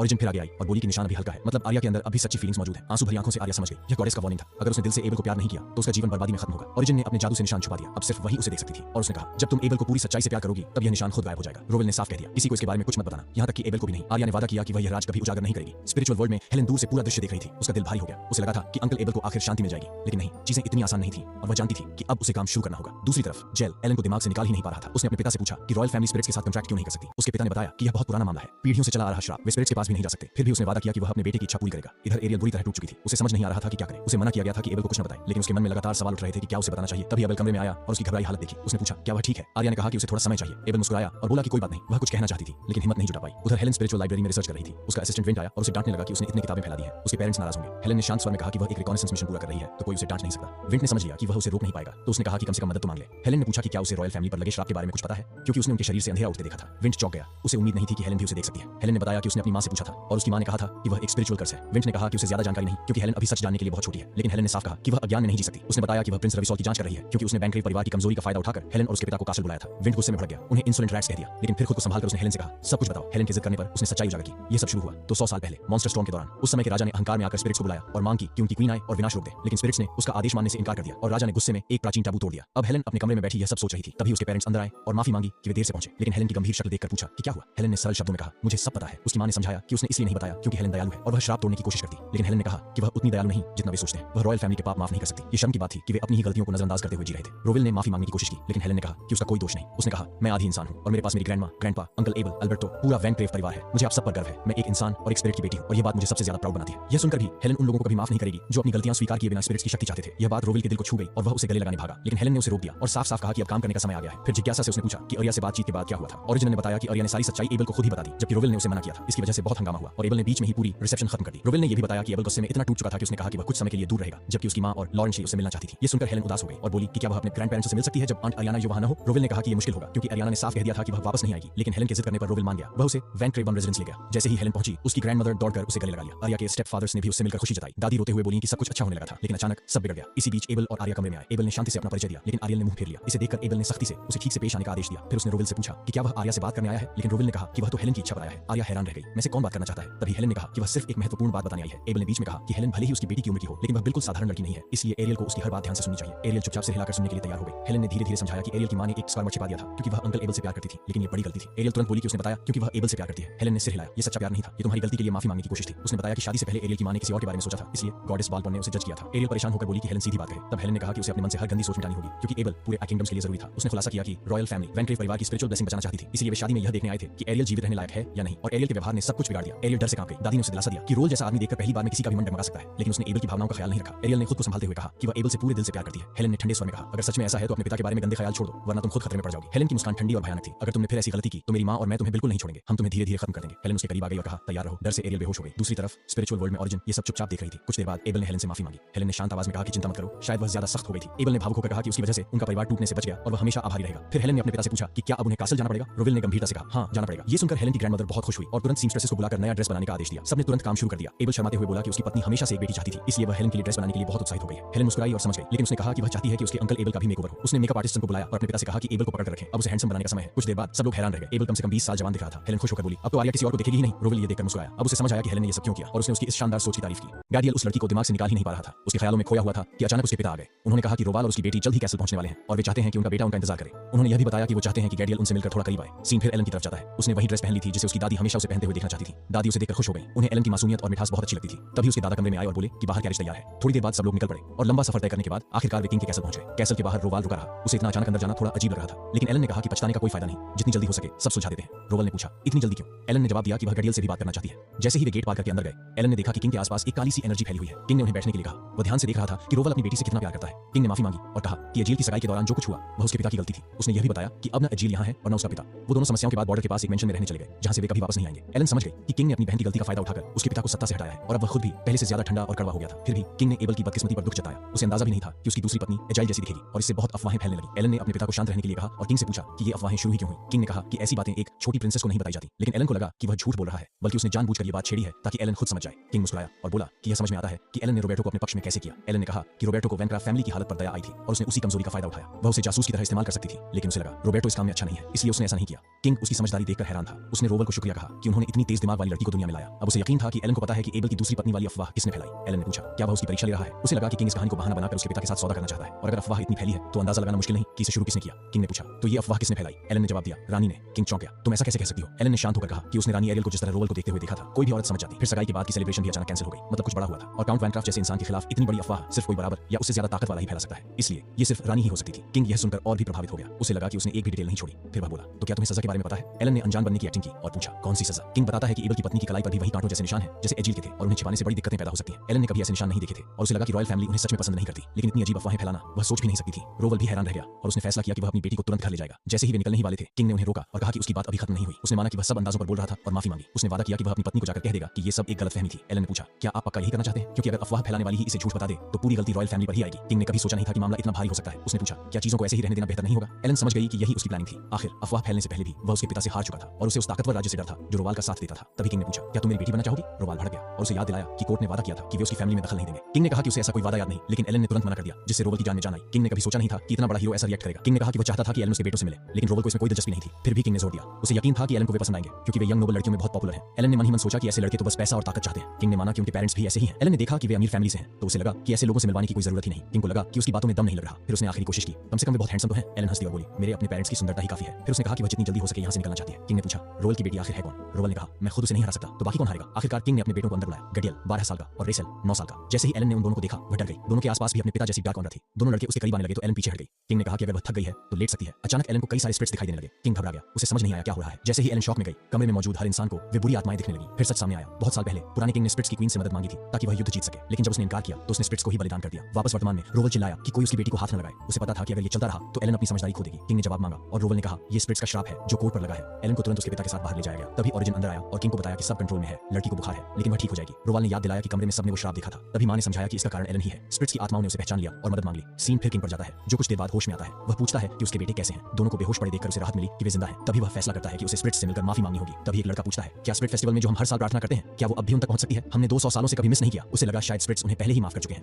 और उसने अपने बेटों को भरोसा दिलाया कि जो कुछ हो रहा है उसका सीधा रिश्ता उनसे नहीं है। फिर वे सोचने लगे कि आखिर स्पिरिट्स रॉयल फैमिली से दूर क्यों रहते हैं। इसका जवाब एक पुरानी किताब में छिपा था जो एक सीक्रेट रूम में रखी थी। उस किताब में कोर्ट द्वारा किए गए सभी पिछले पाप लिखे थे। कैसे उन्होंने स्पिरिट्स के साथ बुरा व्यवहार किया और कैसे वह गुस्सा एक ऐसी तबाही बन गया जो कभी नहीं होनी चाहिए थी। जो लोग उस पल मौजूद थे उन्होंने पहली बार जाना कि असल में 200 साल पहले क्या हुआ था। इसके बाद वह लड़का अकेला उस जगह चला गया जहां यह त्रासदी हुई थी। 200 साल पहले का युद्ध क्यों शुरू हुआ और इंसानों का पछतावा अब कहीं नहीं बचा। अब वहां बस उसकी अपनी पुरानी यादें थी, वो जख्म जो अभी भी दर्द देते हैं और वह चीखें जिनकी गूंज आज भी सुनाई नहीं देती। वह खंडहरों के बीच अकेला खड़ा था और सोच रहा था, काश मैं एलन को एक दिन के लिए ही सही देख पाता। और मन ही मन पूछ रहा था, क्या कभी एलन और वे स्पिरिट्स उन्हें माफ कर पाएंगे? उधर एलन एक बड़े से पत्थर के पीछे छिपकर चुपचाप रो रही थी। तभी सीन उसकी मां की तरफ लौटता है। उसकी मां बताती है कि स्पिरिट्स चाहते थे कि इंसान समझे उन्होंने कितना बड़ा गुनाह किया है ताकि उस समय का किंग उनकी चीख सुन सके। इसलिए स्पिरिट्स ने एक बेहद ताकतवर जादू डाला। उस किंग ने अपनी मौत तक उन चीखों को सुना। यह जादू सिर्फ उसी के लिए बनाया गया था, इसलिए उसकी आने वाली पीढ़ियों को यह बोझ मिलना ही नहीं चाहिए था। लेकिन जो स्पिरिट्स मारे गए उन्होंने पूरे रॉयल ब्लड लाइन को श्राप दे दिया। इसी वजह से आज तक कोर्ट उस श्राप के नीचे जी रहा है। एलन की मां जानती थी कि उसकी बेटी फेस्टिवल में जाकर इस श्राप की सच्चाई पता करेगी और उसे तोड़ने की कोशिश करेगी। इसलिए वह एलन को कभी पूरी कहानी नहीं बताती थी। लेकिन एलन चाहती है कि इन लोगों को इस श्राप से आजाद करे, उनके दर्द से और उस गुस्से से जो स्पिरिट्स ने उस दिन महसूस किया था। और जिनको हमेशा पता था कि एलन में यह इच्छा जरूर आएगी। एलन ने अपनी मां से पूछा, क्या मैं सच में यह श्राप तोड़ पाऊंगी? उसकी मां बोली, ये बहुत मुश्किल है क्योंकि इंसान स्पिरिट फेस्टिवल स्पिरिट्स के सम्मान में नहीं मनाते बल्कि अपने फायदे के लिए। उनमें न असली शुक्रगुजारी है न पछतावा। वे बस प्रार्थना करते हैं लेकिन दिल से नहीं, और इसी वजह से अभी तक उन्हें माफी नहीं मिली। मां ने माना कि यह बात उससे सुनना थोड़ा अजीब लग सकता है क्योंकि वह भी कभी रोवल के साथ जुड़ी रही थी। लेकिन उसने कहा कि न श्राप झेल रहे इंसानों के पक्ष में खड़ा होना ठीक है न खोई हुई स्पिरिट आत्माओं के। उसने कहा, यह एक चेतावनी है स्पिरिट्स के लिए भी, एक देवी होने के नाते और एक मां होने के नाते। अगले ही पल गील्स को एलन को देखे हुए पूरे 3 साल अमल हो चुके थे, लेकिन इससे उसका उसे ढूंढने का जज्बा कभी कम नहीं हुआ। जब भी उसे मौका मिलता वह द वनक्राफ्ट मैंशन पहुंच जाता, हमेशा अपने हाथों में एक फूलों का गुलदस्ता में लेकर। लेकिन हर बार की तरह परिवार के डॉट बटलर में यही कहते कि एलन वहां नहीं है। कुछ समय से मिरोरन बने दया के मारे या शायद उन्हें यकीन दिलाने के लिए कि एलन सच में वहां नहीं है, गडील और उसके भाई को अंदर बुलाकर ईटियान पर बैठाना शुरू कर दिया। एक दिन जब पहला प्रिंस और उसका भाई रेजल ऐसे ही एक और दौरे पर थे और मीन गार्डन में चाय पी रहे थे, तभी वहां जियान रफीलिया सोविल आई जो अब काफी बड़ी हो चुकी थी और अपने अंदर बहुत एटीट्यूड लेकर घूमती थी। जो लड़की बचपन में बहुत शाय रहती थी और इतनी बड़ी पावरफुल फैमिली में खुद को अलग महसूस करती थी, अब मानो पूरे घर की गार्ड बनने लगी थी। उसे यह भी नहीं पता था कि सामने बैठे दोनों लड़के प्रिंसेस हैं। फिर भी वह गर्व से बोली कि वह इस फैमिली के लीडर की बेटी है। जब उसने पूछा वे वहां क्या कर रहे हैं और पता चला कि वे एलन से मिलने आए हैं तो रफीलिया को जेलसी होने लगी। उसे हमेशा लगता था कि घर में हर बात एलन के इर्द गिर्द घूमती है और हैरानी की बात यह थी कि उसने भी एलन को काफी समय से नहीं देखा। ये बात सुनकर दोनों प्रिंस समझ गए कि एलन सच में गायब है। जब रफीलिया ने पूछा कि गील एलन से क्यों मिलना चाहता है तो उसने कहा कि उससे वो सामने से माफी टास मांगनी है, लेकिन वजह बताने से बच गया। गुलदस्ते को देखकर रफीलिया समझ गई कि वही लड़का है जो हर बार एलन के लिए फ्लावर्स लेकर आता था। इसलिए उसने कहा कि एलन यहाँ नहीं है तो वह फ्लावर्स वही रख लेगी। तभी हालात बिगड़ते देख रोरन तुरंत आ गया और दोनों हाइनेस से माफी मांगी। बटलर को योर हाइनेस कहते सुनकर रफीलिया को आखिर पता चला कि वे दोनों सच में प्रिंसेस हैं। फिर भी अविश्वसनीय रूप से उसने अपना घमंडी रवैया नहीं छोड़ा। दूसरी तरफ गीला उठकर खड़ा हुआ और रफीलिया से वादा किया कि अगली बार वह उसके लिए भी एक गिफ्ट लाएगा। बाद में जब प्रिंसेस चले गए तो रोरन ने रफीलिया को डांटा क्योंकि उसने रॉयल फैमिली के सामने बहुत बदतमीजी की। लेकिन गैडिल को यह सब मजेदार लगा क्योंकि जिंदगी में पहली बार किसी ने उससे इस तरह बात की थी। कुछ समय बाद एलन उस माइन को देखने जाने की तैयारी कर रही थी जहां वैनक्राफ्ट फैमिली को काफी परेशानी हो रही थी। हमेशा की तरह सारे एडल्ट्स उसकी खूबसूरती और चाम देखकर दंग रह जाते क्योंकि हर बार तैयार होने पर वह एकदम डॉल जैसी लगती थी। तभी कमरे में एक मैजिकल व्हाइट टाइगर वैन प्रकट हुआ। वह उदास था क्योंकि एलन बिना उसे साथ लिए बाहर जा रही थी। एलन उसे देखकर खुश हुई और वैन की आंखों में चिंता साफ नजर आ रही थी। वह अपनी पार्टनर के साथ जाना चाहता था लेकिन जैसा कि ओरिजिन ने याद दिलाया वैन अभी तक इंसान में बदलना नहीं सीख पाया था, इसलिए वह बाहर नहीं जा सकता था। जब एलन निकल गई वैन अपनी सैडनेस छिपा नहीं पाया, खासकर इसलिए क्योंकि प्रिंसेस अब पहले की तरह उसके साथ खेल भी नहीं रही थी। बचपन में एलन हर पल उसके साथ होती थी, दोनों का पूरा दिन एक दूसरे के साथ गुजरता था। और हाँ, वैन को हमेशा एलन के पिता से कंपटीशन करना पड़ता था क्योंकि वह बहुत प्रोटेक्टिव थे और अपनी बेटी को हर समय पास रखते थे। फिर भी एलन ने हमेशा वैन को टाइम दिया। एक बार तो रोविल ने एलन के दूर होने का फायदा उठाकर वैन को घर से हटाने की कोशिश भी की, लेकिन उसके ओनर 21 ने समय पर आकर उसे बचा लिया। अब यह सब सोचकर वैन को लगता है कि एलन के करीब फिर से पहले जैसा होने का सिर्फ एक ही तरीका है, वह इंसान बनना सीखे ताकि वह उसके साथ कहीं भी जा सके बिना किसी को डराए। कुछ समय बाद वन क्रेड वोमैच से परिवार के सभी बड़े सदस्य मीनान की यात्रा पर चर्चा करने के लिए इकट्ठा हुए। बटलर ने बताया कि आज फिर से 2 प्रिंसेस आए थे, लेकिन लीडर्स ने इस बात से ज्यादा ध्यान असली मुद्दे पर रखा। सालों से वहां सिल्वर माइनिंग स्टार्ट होती आई थी, लेकिन अब तो मिनरल लगभग खत्म हो चुका था। ऊपर से एक ऐसी वजह भी थी जिसकी वजह से उन्हें माइन बंद करनी पड़ रही थी और वह उनके बस में नहीं थी। एलन इस ट्रिप का हिस्सा बनने वाली थी, लेकिन क्योंकि वो जगह खतरनाक थी उसे साफ कह दिया गया कि वह हर समय अपने पिता के साथ ही रहे। एक बात जो उसके पिता को बहुत पसंद थी और एलन को बिल्कुल नहीं। रोरन तो साथ जाने को हमेशा तैयार रहता, लेकिन इस बार वह जा नहीं सका। तो एलन ने उसे वादा किया कि वह उसके लिए एक छोटा सा सुवेनियर रेल जरूर लेकर आएगी। इसी दौरान एलन ने पूछा कि उनकी ग्रैंडमदर क्यों नहीं जा रही। तब रोविल और सोविल ने माना कि उन्होंने ये बात बताई ही नहीं क्योंकि अगर इजाबेला को पता चल जाता तो वह जबरदस्ती अपने बेटों को साथ ले जाने पर मजबूर कर देती और ये दोनों बिल्कुल नहीं चाहते थे। मीटिंग के बाद जब सब लोग आर्म्ड कैरेजेस की तरफ जा रहे थे, सोविल ने सुझाव दिया कि एलन ने आज जो सिल्वर इंगेट्स बनाए हैं उनमें से कुछ को पुराने स्टोरेज रूम में मिले, बता दे। इससे क्राउन को लगेगा कि ये सिल्वर फैमिली के पास लंबे समय से था और शक नहीं होगा। लेकिन जैसे ही वे मैंशन के गेट तक पहुंचे वहां कई कैरेजेस खड़ी थी। एक कैरेज में खुद इजाबेला वनक्रेड परिवार की हेड मदर बैठी थी। पूरे कॉन्फिडेंस के साथ उन्होंने साफ कर दिया कि उनके बेटे अब भी इतने बड़े नहीं हुए कि उन्हें बेवकूफ बना सके। वह तेजी से एलन के पास गई, उसे गले लगाया और कहा कि वह भी उनके साथ जाएगी। रोविल और सोविल ने तुरंत अल्बर्टो की तरफ देखा और उसने बिना कुछ छुपाए मान लिया कि गलती उसी की थी। कुछ घंटे बाद जब वे माइन पहुंचे वर्कर्स ने वैनक्राफ्ट का स्वागत किया। एलन जो इतने सारे माइनर्स के सामने थोड़ा शर्मिंदा हो रही थी फिर भी आगे बढ़कर उन्हें बेहद एलिगेंस के साथ ग्रीट करती है। वर्कर्स ने खास ध्यान नहीं दिया, लेकिन हमेशा की तरह रोविल ने जोर देकर बताया कि उसकी बेटी कितनी क्यूट और गॉर्जियस है, जिससे वर्कर्स समझ ही नहीं पाए कि क्या जवाब दें। आखिर में सोविल ने कहा कि वे माइन बंद करने की बात करने आए हैं। ये सुनते ही वर्कर्स उदास हो गए, क्योंकि उन्हें भी लगने लगा था कि माइन अब चल नहीं सकती। तभी सबकी खुशी के लिए इजाबेला एक बड़ा सा फूड बास्केट लेकर आई और बोली कि आज वर्कर्स के लिए एक खास लंच होगा। इससे वर्कर्स को पुराने लीडर की याद आ गई, जो हमेशा मीटिंग वाले दिनों में ग्रैंड लंच लेकर आता था। इजाबेला एलन के कान में झुककर बोली, किसी का दिल जीतना हो तो पहले उसका पेट जीतना पड़ता है। लंच के बाद एलन कैफेटेरिया में घूमते घूमते एक टेबल पर रखे कुछ मिनरल्स तक पहुंची। पहले तो वहां ढेर सारा सिल्वर मिलता था, लेकिन अब वहां लगभग सब क्वार्ट्ज था। इधर उधर देखने पर एलन को समझ आया कि ये वर्कर एक दूसरे के कितने करीब हैं, जैसे एक फैमिली, और ये माइन ही उनकी असली रोजी रोटी थी। ये सोचकर एलन ने खुद माइन को बंद होने से रोकने की कोशिश की। उसने क्वार्ट्ज का एक टुकड़ा उठाया और एक एल्केमिकल स्पेल से उसे चमका दिया। फिर प्रिटेंड करते हुए कि उसे कुछ पता नहीं, उसने एक वर्कर को कैजुअली बताया कि ये स्टोन कितना ब्राइट और ब्यूटीफुल लग रहा है। इस बात से वर्कर्स के अंदर उम्मीद की लहर दौड़ गई। अगर कोई वैल्यूएबल चीज मिल गई तो शायद उनकी नौकरी बच सकती है। बॉस की इजाजत से माइनर ने स्टोन तोड़ा और अंदर थोड़ी सी सिल्वर मिली। वर्कर्स खुशी से चिल्ला उठे, मानो उम्मीद लौट आई हो कि शायद फिर से सिल्वर मिल सकता है। लेकिन सोविल ने सेलिब्रेशन रोकते हुए कहा कि मामला सिर्फ सिल्वर मिलने भर का नहीं है। असली प्रॉब्लम ये है कि स्पिरिट्स ने इस माइन को कर्स कर दिया है, क्योंकि यहाँ से बहुत ज्यादा सिल्वर निकाला गया था। इसीलिए माइन को चलाना अब मुमकिन नहीं है। ये सुनते ही एलन ने एक वर्कर को जोर से खांसते हुए देखा। वजह समझते हुए उसने कहा कि वह वर्कर से बात करना चाहती है, शायद वह अपनी नॉलेज से कुछ मदद कर सके। रोविल और सोविल पहले हिचकिचाए, लेकिन एलन क्या कर सकती है ये जानकर उन्होंने उसे अनुमति दे दी। एलन वर्कर्स के पास गई और पूछा, क्या इस कर्स के सिम्टम्स में सांस लेने में दिक्कत, लगातार खांसी और शरीर में म्यूकस जमा होना शामिल है, और क्या इससे कुछ लोगों की जान भी जा चुकी है। जब वर्कर्स ने एलन की बात सही बताई तो उस बच्ची ने कहा कि इतने सालों से असल में जो हो रहा था वह ये था कि माइनर्स ने शायद मेटल डस्ट और पार्टिकल्स को सांस के साथ अंदर लिया था। यही चीज उनके शरीर को नुकसान पहुंचा रही थी और एक बीमारी पैदा कर रही थी। उसने साफ कह दिया, यह माइन पर कोई कर्स नहीं है, ये बीमारी ट्यूमरकोसिस है, जो कई वर्कर्स को लगी हुई थी। बीमारी से जूझ रहे बूढ़े वर्कर ने पूछा कि क्या इसकी कोई क्योर है। एलन ने दुख के साथ कहा कि पूरी तरह से क्योर शायद नहीं, लेकिन हालत धीरे धीरे बेहतर की जा सकती है। यह सुनकर जो आदमी कई सालों से सफरिंग में था, उसके लिए थोड़ी सी भी इंप्रूवमेंट बहुत बड़ी बात थी। उसने तुरंत मदद की भीख मांगी। इसीलिए एलन ने अपने पिता और अंकल से कहा कि वे उसे तुरंत मैंशन वापस लेकर चले। उसे एक बहुत सीरियस बात उन दोनों और अपनी मां ओरिजिन से करनी थी, और अगर वर्कर्स उसे थोड़ा समय दें तो वह कसम खाकर कहती है कि वह इस समस्या का समाधान निकाल सकती है। बाद में एलन ने पूरे परिवार के सबसे महत्वपूर्ण लोगों को इकट्ठा किया और बताया कि वह इस बीमारी का क्योर बना सकती है, लेकिन सिर्फ थियरी में, क्योंकि वर्कर्स को यह बीमारी बहुत पहले लगी थी तो शायद उनके शरीर में दूसरी बीमारियां भी जुड़ गई। सबसे बड़ी बात यह थी कि एलन दवा तभी बना सकती थी जब वह अपने पावर्स का एक हिस्सा बदल दे, और ऐसा करने से ह्यूमन वर्ल्ड पर असर पड़ सकता था, चाहे अच्छा हो या बुरा। इसलिए पहले पूरे वनक्राट परिवार से बात करना जरूरी था। रोविल ने पूछा कि इस बारे में ओल्ड कॉम्युनिटी की राय क्या है, और स्पिरिट्स की क्वीन ने तुरंत कहा कि उनकी बेटी जो चाहे कर सकती है। यह सुनकर सब टेंस हो गए। तब ओरिजिन ने समझाया कि एलन अभी बहुत इमेच्योर स्पिरिट है, लेकिन अगर वह कभी कोशिश ही नहीं करेगी तो उसे यह कैसे समझ आएगा कि उसके पावर्स दुनिया को कैसे प्रभावित करते हैं। यही उसका मौका था। रोविल ने घबराकर पूछा, अगर कुछ हो गया तो हमारी बेटी का क्या होगा। लेकिन एरी ने कहा कि अगर कोई सीरियस बात हुई तो बस एलन को ह्यूमन वर्ल्ड में फिर कभी नहीं लाया जाएगा। यह सुनकर इजाबेला लगभग पागल हो गई। एरी ने साफ बोला कि यह एलन का लेसन है और उसने सबके सामने कहा है कि वह कर सकती है, तो अब उसे आगे बढ़कर साबित करना ही होगा। और अगर कभी उसे लगे कि वह अकेले नहीं कर सकती तो वहां उसकी मां, उसके पिता, उसके अंकल और उसकी ग्रैंडमदर सब उसके साथ खड़े। एलन ने वादा किया कि वह अपनी पूरी ताकत लगा देगी। अगले कई दिनों तक एलन स्पिरिट कासल के अपने कमरे में बंद रही, पूरी तरह माइनर की बीमारी के क्योर पर ध्यान लगाए। हर दिन रोविल उसके कमरे के बाहर चक्कर लगाता, अंदर नहीं जा पाता। उसकी टेंशन हद से ज्यादा बढ़ने लगी। एक दिन जब ओरिजिन वहां पहुंची, रोविल टूट गया और पूछने लगा कि उसकी छोटी बच्ची कैसी होगी। वेंट ने शांत होकर बस इतना कहा कि शायद प्रिंसेस ठीक से खा भी नहीं रही होगी, लेकिन ओरिजिन हमेशा की तरह हल्की मुस्कान के साथ बोली कि प्रिंसेस को परेशान मत करो, वह पूरी तरह कंसंट्रेट करके दवा बना रही है, अब सिर्फ इंतजार करना है। यह कहकर ओरिजिन चली गई और रोविल एंजाइटी में और डूब गया। इसे और बढ़ाने के लिए वैन भी वहां पहुंच गया, वही उदास चेहरा लिए जो एलन के दूर रहने से कई दिनों से घूम रहा था। और जब स्पिरिट वर्ल्ड के दो सबसे नीडी प्राणी एक जगह इकट्ठा हुए तो स्थिति बिल्कुल बेकार हो गई। दोनों एक दूसरे की चिंता को और बढ़ाते गए। वैन ने याद दिलाया कि जब एलन ने एलिमेंट्स को कंट्रोल करना शुरू किया था, वह सिर्फ क्लमजी नहीं थी, वह चलती फिरती बॉम्ब जैसी थी जो एक गलती से सब उड़ा सकती थी। ये सोचते सोचते दोनों पैनिक करने लगे, जैसे एलन किसी टॉर्चर चेंबर में बंद हो। आखिरकार वैनक्राफ्ट सहन नहीं कर पाया और उसने मैजिक से धीरे से दरवाजा खोलने की कोशिश की, लेकिन ओरिजिन ने आधी दुनिया की ताकत वाले बैरियर लगाए थे, दरवाजा नहीं खुला। गुस्से में उसने बड़ा जादू इकट्ठा किया और एस्केलेशन शुरू करने ही वाला था कि कमरे के अंदर एलन अपने पास की केमिकल फॉर्मुलाज याद कर रही थी, फार्मास्यूटिकल कंपोजिशंस जिन्हें वह पहले जानती थी। अगर वह सब याद करके लिख लेती तो शायद वह क्योर एल्केमाइज कर पाती। तभी दरवाजा जोर से खटखट खुल गया। रोविल अंदर भागा और चिल्लाया, एलन तुरंत रोक दो। लेकिन तब तक बहुत देर हो चुकी थी। एलन प्रोडक्शन के फाइनल स्टेज में थी। उसकी सारी फॉर्मुलाज एक चमकती हुई एनर्जेटिक ऑर्ब में खींचने लगी जो उसकी हथेलियों के ऊपर तैर रही थी। उस ऑर्ब से तेज रोशनी निकली और फिर उसने एक सील्ड जार एल्केमाइज कर दिया जिसके अंदर मेडिसिन थी। लेकिन इतने बड़े एफर्ट के बाद एलन बेहोश हो गई और रोविल दौड़कर उसे पकड़ने गया ताकि वह जमीन पर न गिरे। एलन की आखिरी मुस्कान बता रही थी कि दवा तैयार हो चुकी थी, लेकिन रोविल अब सिर्फ अपनी बेटी की हालत को देखकर डर से कांप रहा था, क्योंकि एलन को तेज फीवर होने लगा था। एलन के बेहोश होने के बाद उसके माता पिता उस बिस्तर पे लिटा देते हैं ताकि वो आराम कर सके। एलन के सोते समय और मानती है कि उसने कभी नहीं सोचा था कि इतनी छोटी बच्ची इतना मजबूत इलाज बना सकती है। वो साफ दिख रहा था कि एलन की प्रतिभा उसकी उम्र से कहीं ज्यादा है। ओरिजिन काफी समय से एलन की सीमाएं परखना चाहती थी, लेकिन उसे लगता था कि रोविल इसकी इजाजत नहीं देगा। थोड़ी देर बाद क्वीन ऑफ स्पिरिट्स अपने पति को अलविदा कहकर अपनी बहन से बात करने चली जाती है। कुछ समय बाद एलन जाती है और दवाई की बोतल को ऐसे पकड़े रहती है जैसे कोई नया खिलौना हो, लेकिन एलन की खुशी के उलट रोविल कमरे में गंभीर होकर आता है। वो अपनी बेटी को डांटता है कि उसने इतने दिन कमरे में बंद रहकर खाना पीना छोड़ दिया, जिससे सब परेशान हो गए, खासकर वो खुद जो ऑलमोस्ट पागल होने की कगार पर पहुंच गया था। एलन माफी मांगती है और रोविल उसे मना करता है कि वो दोबारा खुद को इस तरह मजबूर नहीं करेगी, वरना उसे वनक्राफ्ट मैंशन लौटने नहीं दिया जाएगा। इतना कहकर वो बिस्तर पर से झुकाकर बैठ जाता है और बड़बड़ाता है कि एलन समझना ही नहीं चाहती कि वो कैसा महसूस कर रहा था। एलन अपने पिता को ऐसी हालत में देखकर उसके पास जाती है। तभी ओरिजिन आती है और रोविल की सहनशीलता की तारीफ करती है। वो एलन को समझाती है कि अगली बार अपनी शक्ति इस्तेमाल करते हुए खुद को कमरे में बंद करे। ओरिजिन बताती है कि रोविल इसलिए परेशान था क्योंकि वो अपनी बेटी को बेहोश होने से रोक नहीं पाया, और इससे साफ पता चलता है कि एलन को अभी बहुत कुछ सीखना है। फिर भी ओरिजिन अपनी बेटी की सफलता पर गर्व से उसकी तारीफ करती है और ये सुनकर एलन बहुत खुश हो जाती है। दूसरी तरफ रोविल अभी भी बड़बड़ाता रहता है कि एलन उसकी बात नहीं समझती और एक दिन उसका दिल रुक जाएगा। एलन कहती है कि ऐसा कभी नहीं होगा, लेकिन रोविल गुस्से में उसे उठाकर पकड़ लेता है जैसे वो कोई पालतू जानवर हो। आरी माफी के तौर पर एलन से कहती है कि आज पूरे दिन अपने पिता को उसे ऐसे उठाकर घुमाने दे, और एलन भी मान जाती है। उसी दिन एलन और रोविल वनक्राफ्ट मैंशन पहुंचकर सोविल को दवाई दिखाते हैं। सोविल उसकी बुद्धिमानी की तारीफ करता है, लेकिन उस और भी आश्चर्य होता है जब उसे पता चलता है कि एलन ने सिर्फ दवा नहीं बनाई बल्कि आगे क्या करना है इसकी पूरी योजना भी तैयार कर ली है। कुछ दिनों तक रोविल, सोविल और एलन रोज खान जाते रहे। एलन अपनी शक्ति से दीवारों में सोना और चांदी बनाती ताकि ऐसा लगे कि ये खनिज पहले से मौजूद थे। फिर एक दिन जब मजदूर खान के बाहर इकट्ठा हुए, सोविल घोषणा करता है कि एलन की वजह से खान फिर से खोली जा सकती है। जैसा उसने वादा किया था, एलन न्यूमोनियोसिस का इलाज शुरू करती है और दर्द की दवा, एंटीबायोटिक, फ्लू की दवा, एलर्जी की दवा सब तैयार करती है ताकि मजदूर अपनी सेहत का ध्यान रख सके। इससे काम का माहौल काफी अच्छा हो जाता है। लेकिन एलन यही नहीं रुकती, वो अपने पिता और चाचा से कहती है कि वो सारी दवाइयां शहर के चर्च की क्लिनिक में रखना चाहती है। रोविल पूछता है कि क्या वो सच में इतनी कीमती चीजें दूसरों को सौंपना चाहती है। एलन हाँ कहती है और धीरे धीरे रोविल भी मान जाता है। बस वो चाहता है कि ये बोझ एलन पर न पड़े। एलन वादा करती है कि वो उस परेशान नहीं होने देगी। दूसरी तरफ वनक्राफ्ट मैंशन में राफेलिया को फिर पूरा दिन पढ़ाई करनी पड़ती है, लेकिन आज वो तंग आकर बगावत कर देती है। हमेशा एक परफेक्ट नोबल गर्ल की तरह ट्रीट किए जाने से थककर वो कमरे से बाहर भाग जाती है। गार्डन के गज़ीबो तक पहुंचकर वो एक पुरानी याद में खो जाती है। जब वो छोटी थी और पहली बार शानदार गाड़ी में बैठे हुए वनक्राफ्ट मैंशन लाई जा रही थी, वो सोचती थी कि अब वो अपने पिता के साथ रह पाएगी, उसकी मां को काम नहीं करना पड़ेगा और वे सब साथ होंगे। पहली बार मैंशन देखकर वो बेहद खुश हो गई थी। अच्छा खाना, अच्छी चीजें और सबसे जरूरी अपने पिता के साथ। लेकिन कुछ दिनों बाद उसे एहसास हुआ कि ये जीवन उतना अच्छा नहीं था जितना उसने सोचा था। आराम की जगह उसकी जिंदगी पढ़ाई और कड़े नियमों में फंस गई। उसकी टीचर उसे हर छोटी बात पर सजा देती थी। धीरे धीरे उसका उत्साह टूटने लगा और उसके अंदर की चमक कम होती गई। वो बागों में घूमती, छुपे हुए कोने खोजती, लेकिन हर बार पकड़े जाने पर उसे डांट पड़ती। आज उन बातों को याद कर वो बहुत अकेला और दुखी महसूस करती है और प्रिंस गरियल की याद आने लगती है जिसने उसके साथ दया दिखाई थी, जो उससे बहुत समय से किसी ने नहीं दिखाई थी। उदास होकर वो वापस मैंशन लौटती है। रास्ते में दो नौकरानियों को एलन के बारे में बातें करते सुनती है। राफेलिया को जलन होती है कि हमेशा उसी लड़की की चर्चा होती है। वो गुस्से में नौकरानियों से पूछती है कि एलन कौन है। डर के मारे वे कुछ नहीं बताती और माफी मांग कर चली जाती है, लेकिन राफेलिया का गुस्सा कम नहीं होता। उसे लगता है कि सब एलन की बात करते हैं जबकि उसको कोई नहीं देखता। गुस्से में वो अपने पिता के पास जाती है, लेकिन सोविल उसे डांट देता है कि वो ऐसे भागती क्यों फिर रही है। जब राफेलिया उससे एक सवाल पूछना चाहती है, सोविल कहता है कि वो अभी बहुत व्यस्त है। ये सुनकर राफेलिया का गुस्सा और बढ़ जाता है। राफेलिया शिकायत करती है कि उसके साथ जैसा बर्ताव होता है वो उसे बिल्कुल पसंद नहीं और इतना कहकर वो फिर से भाग जाती है। ये देखकर रोविल अपने भाई से कहता है कि उसे अपनी बेटी की बात सुननी चाहिए क्योंकि लगता है वो कुछ जरूरी कहना चाहती थी, लेकिन सोविल बड़े गर्व से जवाब देता है कि वो तो एलन की हर बात सुनता है, कभी-कभी उससे ज्यादा जितना वो खुद चाहती है। वो उसे बात खास लगती है, फिर भी रोविल की बात उसके मन में कहीं ना कहीं बैठ जाती है। उधर राफेलिया गुस्से में अपनी मां आर्या के कमरे में पहुंचती है ताकि अपने पिता की शिकायत कर सके, लेकिन आर्या बिस्तर पर बिखरे बाल और थके चेहरे के साथ लेटी होती है और बताती है कि वो बिल्कुल ठीक नहीं है। नौकरानी बताती है कि आर्या ने बहुत ज्यादा शराब पी ली थी, लेकिन आर्या चाहती है कि कोई ये बात जोर से ना कहे। चिढ़कर आर्या पानी की बोतल उठाकर अपनी बेटी पर फेंकती है और हैरानी की बात ये होती है कि नौकरानी बीच में आकर उसे बचा लेती है और खुद भी जाती है। वो बड़ी ही शांत तरीके से राफेलिया को सुरक्षित करती है और आर्या की शराब की बोतल छीनकर रख देती है ताकि और कोई मुसीबत ना हो। आर्या का सिर शराब से फटा जा रहा होता है, लेकिन फिर भी राफेलिया उससे शिकायतें सुनाती रहती है कि उसके पिता उससे बात ही नहीं करते और उसका भी समझते नहीं। आर्या जवाब देती है कि सोविल एक व्यस्त आदमी है। राफेलिया फिर कहती है कि वो रोज पढ़ाई झेल नहीं सकती, खासकर जब उसकी टीचर हर दिन कहती है कि अगर उसने पढ़ाई नहीं की तो उनके परिवार की बदनामी होगी क्योंकि वे अब नॉबल है वगैरह वगैरह। नशे में भी अजीब तरह से शांत आर्या कहती है कि लोग उनका मजाक इसलिए उड़ाते हैं क्योंकि वे असल में आम लोग थे और उसे इस घर में अपनापन नहीं मिला, इसलिए वो शराब में डूब गई और यही चीज उसकी मानसिक हालत पर भारी पड़ रही है। आर्या घबराने लगती है, तभी इजाबेला कमरे में आती है और कड़क आवाज में कहती है कि बाहर से भी चिल्लाने की आवाजें सुनाई दे रही थी। वो राफेलिया से बात करने की कोशिश करती है, लेकिन लड़की बिना कुछ कहे भाग जाती है। थोड़ी देर बाद रोरन सोविल को बताता है कि उस फसलों वाले फर्टिलाइजर के बारे में एलन की राय चाहिए। इजाबेला ऑफिस में आती है और नौकर को बाहर भेजकर सोविल से पूछती है कि उसकी पत्नी के साथ आखिर चल क्या रहा है और ये भी कि राफेलिया इस घर में बिल्कुल अकेली लगती है। सोविल ये सब जानता है, लेकिन साफ जवाब देने के बजाय सिर्फ सिर झुका लेता है। इजाबेला आगे कहती है कि राफेलिया अब घर के सभी लोगों को दुश्मन समझती है सिवाय अपनी मां के, और वो नोबेल एटिकेट की क्लासों से भी बगावत कर रही है। सोविल स्वीकार करता है कि उसे अपनी ही बेटी को संभालना नहीं आता। जब राफेलिया पैदा हुई थी और वो उसके साथ नहीं रह सका तो उसने उसे अकादमी में भेज दिया, सोचकर कि वहां दूसरे नोबेल बच्चों को देखकर वो कुछ सीख पाएगी। लड़की की भलाई सोचकर इजाबेला भी मानती है कि वो फैसला गलत नहीं था, लेकिन फिर सोविल पूछता है कि राफेलिया इतनी बागी क्यों है जबकि एलन इतनी समझदार है, और ये तुलना इजाबेला को गुस्से से भर देती है। वो कहती है कि बच्चों की तुलना कभी नहीं करनी चाहिए, इससे दोनों के दिमाग पर बुरा असर पड़ सकता है। इजाबेला बताती है कि राफेलिया को किसी ऐसे इंसान की जरूरत है जिससे वो सचमुच दिल खोलकर बात कर सके, एक सच्चा साथी, लेकिन वो सिर्फ अपनी मां को ही दिल से मानती है और आर्या खुद अस्थिर है। इजाबेला खुद वो इंसान बनना चाहती थी, लेकिन डरती है कि लड़की उस पसंद नहीं करेगी। उसे लगता है कि ये दोनों आर्या और शायद कभी नहीं बदलेंगी, और अगर ऐसा है तो वो कुछ कदम उठाना चाहती है, लेकिन वो बताए बिना कमरे से चली जाती है ताकि जरूरत से ज्यादा कुछ न बोल दे। वो चाहती है कि उसका बेटा खुद इस समस्या को समझे। अगले दिन एलन फिर से मजदूरों की बीमारी का इलाज करती है, उन्हें आराम और खाने पीने की सलाह देती है। रोज मदद करने के कारण अब लोग उस हीलिंग प्रिंसेस कहकर बुलाने लगे हैं और ये नाम एलन के दिल को छू जाता है। जब वो आखिरी मरीज का इलाज खत्म करती है, रोविल और सोविल बताते हैं कि आज का काम पूरा हो गया। सोविल उसकी मेहनत की तारीफ करता है और एलन कहती है कि उसका आधा काम तो उसके चाचा आसान कर देते हैं क्योंकि वही तय करते हैं कि किसे इलाज चाहिए और किसे नहीं। सोविल मजाक करता है कि उसका भाई एलन पर मेहनत काम करवाने के लिए बहुत सख्त रहता है और रोविल पूरी ईमानदारी से इसे सच मानता है। फिर सोविल बताता है कि शहर की क्लिनिक में सब ठीक चल रहा है तो एलन खुशी में उस गले लगा लेती है, जिससे रोविल को जाहिर है जलन होती है। बात फर्टिलाइजर की उठती है जिससे रोविल थक जाता है और अपनी बेटी को कसकर पकड़ लेता है ताकि वो उसे भी नोटिस करे, लेकिन एलन हंसते हुए बच निकलती है और अपने चाचा के कंधों पर जा चढ़ती है। रोविल बड़बड़ाता है कि वो भी उस कंधों पर उठा सकता है, लेकिन एलन ईमानदारी से कह देती है कि इसकी जरूरत ही नहीं क्योंकि उसके पिता उसके चाचा से छोटे हैं। ये सुनकर रोविल का दिमाग खाली हो जाता है। तभी ओरिजिन टेलीपोर्ट होकर आती है और कहती है कि वो भी एलन और बाकी सबके साथ काम करना चाहती है। सब हैरान हो जाते हैं कि वो कहना क्या चाहती है। एलन कहती है कि उसकी मां नहीं आ सकती, लेकिन ओरिजिन पकड़ लेती है और रोना धोना शुरू कर देती है कि वो पूरे दिन सिर्फ पढ़ाई और जिम्मेदारियों में उलझी रहती है जबकि उससे दूर उसका परिवार मजे करता है, इसलिए वो भी इस आउटिंग में शामिल होना चाहती है। एलन समझाती है कि वे मजे नहीं कर, ये भी काम है और अगर और आ रही है तो पूरा इलाका प्रभावित हो जाएगा। फिर भी और बड़ा तमाशा करती है जब तक कि रोविल बड़ी शांति से उसे बुलाकर अपने पास नहीं ले आता और उस धीरे से गले लगाकर शांत नहीं कर देता। एलन अपने चाचा से कहती है कि आज वो और उसके पिता ओरी को बहुत तंग करने वाले हैं, इसलिए उन्हीं के लिए बेहतर है कि वे निकल जाए। और फिर एक पोर्टल खुलता है और तीनों स्पिरिट्स अपनी दुनिया लौट जाते हैं। उसी पल सोविल को याद आता है कि राफेलिया ने उससे कुछ पूछना चाहा था लेकिन उसने उस टाल दिया था। वो गहरी पछतावा महसूस करता है। कभी वो अपनी बेटी को पूरी तवज्जो देता था और अब चीजें बहुत बदल चुकी हैं। हमारे एपिसोड की शुरुआत राफेला और गाब्रिएल की बातचीत से होती है, जहां राफेला उसे उसके खत के लिए धन्यवाद देती है और कहती है कि वे बहुत समय से मिल नहीं पाए हैं। वो उसे बहुत याद करती है और बताती है कि उसके पिता और महल के लोग उसके साथ अच्छा बर्ताव नहीं करते। अंदर से उसे पता है कि वे उससे प्यार करते हैं, लेकिन फिर भी उसे बुरा लगता है और अगर गाब्रिएल जल्द उससे मिलने आ जाए तो उसे बहुत खुशी होगी। इसी बीच नैरेटर बताता है कि एक नया कोरोना वेरिएंट फैल रहा है, इसलिए सभी को सावधान रहना चाहिए और सुरक्षित रहना चाहिए। फिर सीन बदलकर एलन पर आता है जो एक डॉक्टर की तरह मरीजों का इलाज कर रही है, गले और सूजन चेक कर रही है और तेज बुखार के समय में जो जरूरी है वो सब कर रही है। लगता है कि नया वेरिएंट पूरे इलाके में फैल गया है। वो एक पिता से पूछती है कि उसके बेटे को बुखार कब से है। मां जवाब देती है कि आज सुबह ही अचानक बुखार आ गया। तब एलन कहती है कि बच्चे को तुरंत बुखार की दवा दो, इतना तेज तापमान ठीक नहीं है, उसकी हाइड्रेशन से बचाने के लिए पानी देते रहो, उस तुरंत आइसोलेशन रूम में ले जाओ और कोई उसके साथ ना जाए। फिर वो दवाइयां बांटते हुए बताती है कि बच्चे को हर 6 घंटे में पैरासिटामोल 5 आंसर और हर 12 घंटे में खाने के बाद एंटीबायोटिक देना होगा। लोग अब उस हीलिंग प्रिंसेस कहने लगे हैं और अगले दिन उस बच्चे का पिता बताता है कि उसका बुखार उतर गया और वो हैरान रह जाता है। पहले उसे लगा था कि एलन कोई जादूगरनी है, लेकिन अब उसे लगता है कि वो एक सच्ची हर्बलिस्ट है और वांग फैमिली की ब्लेस्ड मेडिसिन की बातें सच लग रही है। तभी ह्यूम उससे पूछता है कि क्या वांग फैमिली इसमें शामिल है और वो आदमी कहता है कि उस पूरा भरोसा है और उसके साथ जो आदमी था वही हीरो होगा। रात में ह्यूम राफेल से मिलता है और कहता है कि वो वान क्राफ्ट ऑफ फैमिली की दवाइयों पर रिसर्च करना चाहता है। राफेल कहता है कि वो खुद भी इन दवाइयों के बारे में जानना चाहता है, लेकिन वो ह्यूम का असली मकसद समझता है कि वो अपनी बीमार मां के लिए दवा चाहता है। ह्यूम माफी मांगता है और राफेल उसे माफ कर देता है। वो मानता है कि उसका एक निजी कारण है, लेकिन ये भी बताता है कि सारे व्यापारी भी इन दवाइयों के पीछे हैं और अगर शाही हीलर जल्दी कुछ नहीं करते तो लोगों का भरोसा टूट जाएगा। वो रिसर्च की इजाजत मांगता है। राफेल थोड़ी देर सोचकर मान जाता है क्योंकि ह्यूम एक स्पिरिट सोर्सर है और उसमें भविष्य की बड़ी क्षमता है, लेकिन वो एक शर्त रखता है कि रिसर्च के दौरान नियमों का पालन करना होगा क्योंकि वांस फैमिली का शाही परिवार से खास रिश्ता है। ह्यूम वहां से जाता है, लेकिन उसके मन में डर और शक होता है क्योंकि राफेल की मुस्कान के पीछे कुछ रहस्य में लगा था और उसे लगता है कि वांस फैमिली के मामले में उसे नहीं पड़ना चाहिए था। इसके बाद राफेल गाब्रिएल से पूछता है कि क्या वो अभी अपने बेटे सेल से खतों के जरिए बात करता है। गाब्रिएल कहता है कि हाँ, लेकिन सेल अब काम जवाब देता है। तभी उसके पिता बताते हैं कि वांस क्राफ्ट फैमिली ने हाल ही में एक बहुत ही कुशल हर्बलिस्ट को काम पर रखा है जिसे स्पिरिट प्रिंसेस ने खुद चुना है और ये सुनकर गाब्रिएल चौंक जाता है। फिर अगला सीन राफेल उसकी बेटी एलन, उसका भाई साल और उनके दादा का होता है, जहां दादा बताते हैं कि पिछले महीने से 25% ज्यादा लोग इलाज के लिए आ रहे हैं, दवाइयां कम पड़ रही हैं और लोग आपस में झगड़ने लगे हैं। तब एलन एक 3R सिस्टम का सुझाव देती है जिसमें सबसे पहले बच्चों, गर्भवती महिलाओं, बेहोश और ज्यादा संक्रमित लोगों का इलाज होगा। सभी उसकी समझदारी से प्रभावित होते हैं। एलन कहती है कि ये ज्ञान उसे अपने पूर्वजों से मिला है। उसके पिता उस गले लगाकर कहते हैं कि उसके पूर्वज उस पर गर्व कर रहे होंगे। उसके चाचा सेल मजाक करता है कि वो उससे ज्यादा बिगाड़ रहा है, जिस पर राफेल गुस्सा हो जाता है और कहता है कि सेल ने अपनी बेटी राफेला को समय नहीं दिया, इसलिए वो उससे दूर हो गई। सेल उदास होकर मानता है कि उसकी बेटी नाराज है क्योंकि उसने उसे नजरअंदाज किया। फिर वो बताता है कि अब एक और बड़ी समस्या है क्योंकि लोगों की भीड़ बढ़ने से सुरक्षा का खतरा भी बढ़ गया है। सबकी नजरें एलन पर जाती हैं और राफेल बताता है कि अफवाह फैल चुकी है कि वांगरी फैमिली की एक लड़की ये दवाइयां बना रही है, इसलिए उसकी जान को खतरा हो सकता है और अब उसके साथ एक बॉडीगार्ड बॉडीगार्ड रहेगा, तभी अल्बर्टो और रॉन एक बच्चे के साथ आते हैं जिसका नाम खाई है और वही एलन का बॉडीगार्ड होगा। उसकी उम्र 13 साल है। एलन हैरान होकर अपने पिता से कहती है कि वो हमेशा काम में व्यस्त रहते हैं, इसलिए उसने कभी उनकी जिंदगी में किसी की मौजूदगी महसूस नहीं की। काई कहता है कि उसके पिता ने बताया था कि एलन ने उसकी जान बचाई थी और अब वो उसकी रक्षा करेगा। राफेल कहता है कि असली परेशानी ये है कि उसके लिए एक इंसानी बॉडीगार्ड रखा जा रहा है और तभी वो अचानक एक शेर यानी टाइगर को बुलाता है और यहीं पर सीन खत्म हो जाता है। शेर खुद का परिचय देता है, मैं वान हूं, महान विंग स्पिरिट वैन का बेटा। एलन उस छूते ही बहुत खुश हो जाती है। वो बहुत मुलायम और फूला है और उसकी खुशबू भी बहुत अच्छी है। इस पर वान मुस्कुराकर कहता है, मैंने अभी नहाया है। राफेल समझाता है कि वान अब स्पिरिट वर्ल्ड की तरफ से भी उसका गार्ड होगा। वान हवा को अपने हिसाब से कंट्रोल कर सकता है और उसकी सुनने की शक्ति इतनी तेज है कि वो दूर-दूर की अफवाहें भी सुन सकता है जो काफी काम आने वाली है। सेविल ये सुनकर गुस्सा हो जाता है और कहता है कि इतना बड़ा जानवर शहर में हंगामा मचा देगा। तभी अचानक वो शेर एक बहुत ही हैंडसम लड़के में बदल जाता है। एलन खुश हो जाती है कि उस इंसान का रूप लेना आता है और वो इतना सुंदर भी है।